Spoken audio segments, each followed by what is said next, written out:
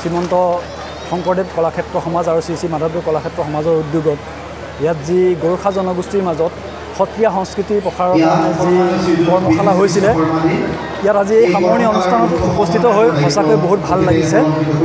সত্ৰীয়া সংস্কৃতিৰ যি মহৎ উদ্দেশ্য আৰু লক্ষ্য সকলোকে এক কৰাৰ, সেই লক্ষ্যত যেন ক্ৰমান্বয়ে আমাৰ কলাক্ষেত্ৰ আগবাঢ়ি গৈছে সেই অনুভৱ হৈছে। আৰু ইয়াত আজি গোৰ্খাসকলৰ যুৱক যুৱতীসকলে বিভিন্ন সত্ৰীয়া সংস্কৃতিৰ বিভিন্ন ক্ষেত্ৰত তেওঁলোকে যি পৰিৱেশন কৰিলে সেই পৰিৱেশনত আমি অতি আনন্দিত হৈছোঁ আৰু আমি আশা কৰিছোঁ তেওঁলোকে আৰু অধিক প্ৰশিক্ষণ লৈ ভৱিষ্যতলৈ এই সত্ৰীয়া কলা সংস্কৃতিক বিশ্ব সমাজলৈ আগবঢ়াই লৈ যোৱাটো। শ্ৰী মাধৱদেৱ কলাক্ষেত্ৰৰ উদ্যোগত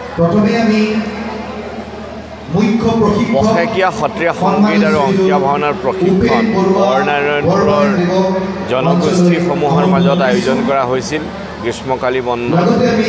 আৰু আজি গোৰ্খা জনগোষ্ঠীৰ মাজত যি এই প্ৰশিক্ষণ কাৰ্যসূচী হৈছিল 15 দিনীয়াকৈ, এটা নিৰ্বাচিত প্ৰশিক্ষকৰ দলে প্ৰশিক্ষণ প্ৰদান কৰিছিলে আৰু প্ৰায় শতাধিক শিল্পী প্ৰশিক্ষাৰ্থী শিশু চেমনীয়াৰ পৰা যুৱক যুৱতীৰ পৰা জ্যেষ্ঠজনলৈকে অংশগ্ৰহণ কৰিছিল।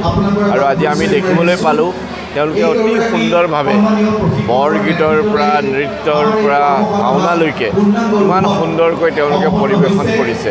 আৰু সমবেত ৰাইজে এই বিপুল ৰাইজৰ উপস্থিতি ইয়াৰ প্ৰমাণ যে ৰাইজৰো সম্পূৰ্ণ সঁহাৰি আছে।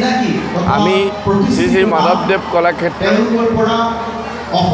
ডক্টৰ হিমন্ত বিশ্ব শৰ্মাদেৱৰ মাননীয় মুখ্যমন্ত্ৰী মহোদয়ৰ এটা বিশেষ তেখেতৰ চিন্তা আছিল যে আমাৰ অসমত বাস কৰা সকলো জাতি জনগোষ্ঠীৰ মাজত সমন্বয় আৰু সাংস্কৃতিক বিনিময়ৰ জৰিয়তে আৰু বিভিন্ন প্ৰশিক্ষণ আদি আয়োজনৰ জৰিয়তে আমাৰ সকলো জনগোষ্ঠীয় পৰম্পৰা তথা কলা সংস্কৃতিক আগবঢ়াই নিব লাগে।